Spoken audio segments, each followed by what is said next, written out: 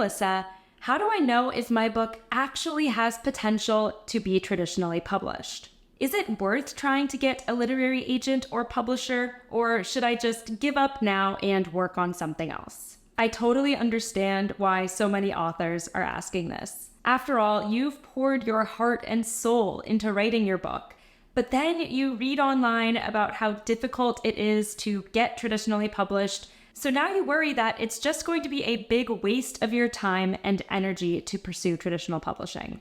That all makes sense, but there's an inherent problem with asking the question if your book is publishable or not. Storytelling and reading are ultimately subjective experiences. What some readers love, others hate. Consider the countless stories of authors who went on to publish best-selling books who were rejected by literary agents or publishers who didn't think their story was strong enough. There are extremely talented authors sitting on incredible books right now who haven't yet found a literary agent or a publisher. On the other hand, there are plenty of books that are very well selling right now that plenty of people don't like for whatever reason. And I can say personally from my experience that there were books that we published that frankly I didn't think were that great.